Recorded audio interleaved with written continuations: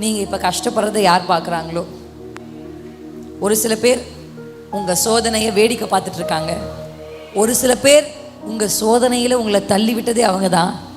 கர்த்தர் சொல்கிறாரு, வேடிக்கை பார்க்கிறவனும் தள்ளினவனும் பார்க்குற மாதிரி உன்னை வெளியே கொண்டு வருவேன்.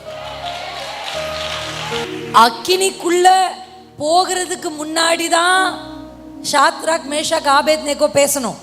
அக்கினிக்குள்ள வெளியே வந்ததுக்கு அப்புறம் அவங்க பேசவே இல்லை. அப்படிதானே இருக்கு. இப்ப தள்ளுனவன் தான் பேசணும். அப்படின்னு என்ன அர்த்தம்? சாட்சி சொல்ற காலெல்லாம் புரிஞ்சிச்சு. நீங்க நின்னாலே போதும், உங்களை குறித்து மற்றவர்கள் சாட்சி சொல்வதை நீங்கள் கேட்பீர்கள். சோதனைக்குள் நீ போகிற வரையும் தான் நீங்க பேசணும்.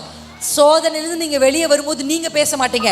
வேடிக்கை பார்த்தவர்கள், தள்ளி விட்டவர்கள், அற்பமா எண்ணினவர்கள், அதே நேபுகாத்நேச்சார் பேசுகிறான் அடுத்தடுத்த வசனங்கள்ல. அல்லேலூயா. இந்த அதிகாரத்துடைய கடைசி வசனத்தை வாசிச்சு முடிச்சிடலாம். பின்பு ராஜா சாத்ராக் மேஷாக் ஆபேத்நேகோ என்பவர்களை பாபிலோன் தேசத்திலே உயர்த்தினான். அல்லேலூயா, அல்லேலூயா.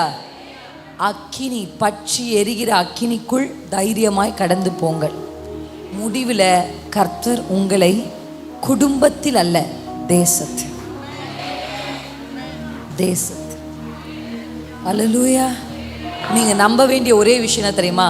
கர்த்தரிடத்துல நீங்க நம்பிக்கையோட, ஆண்டவரே நீர் எங்களோடு வரீங்க, நான் தைரியமா போறேன். இந்த பாடுகளை கண்டு நீங்க ஓடிடாதீங்க. நிறைய பேர் அதை பார்த்தோன்னு திரும்பி ஓடிடுவாங்க. நான் பார்த்துருக்கேன். இப்போ ஒரு பக்கம் ஆண்கள் ரொம்ப அப்யூசிவாக இருக்காங்க, அடிக்கிறாங்க, அதனால பெண்கள் வீட்டை விட்டு வர வேண்டிய கட்டாயத்தில் இருக்காங்க. ஆனால் இன்னொரு சும்மா ஒரு சின்ன வார்த்தை பேசினாலே கிளம்பி வந்துடுற பெண்கள்லாம் இருக்காங்க. சும்மா 4 வார்த்தை சொன்னாலே கோச்சிக்கிட்டு உடனே கிளம்பி வந்துடுற பெண்கள் இருக்காங்க. அப்படி இல்லாமல் நான் என்ன சொல்லுவேன் அப்படின்னா, ஃபிசிக்கல் அப்யூஸ் இல்லை, too much of psychological abuse இல்லைன்னா சின்ன சின்ன வார்த்தைகளுக்கெல்லாம் அந்த பிரச்சனையை விட்டு ஓடி வராமல் நின்று அதை ஃபேஸ் பண்ணு. அல்லேலூயா. கர்த்தர் உங்களுக்கு கிருபைகளை தருவார். ஒரு பிரச்சனையை விட்டு ஓடின ஆரம்பிச்சிங்கன்னா வாழ்க்கை ஃபுல்லாக நீங்கள் ஓடணும், உங்கள் பிள்ளைகள் ஓடணும். தைரியமாக அதை நீங்கள் சந்திக்கணும்.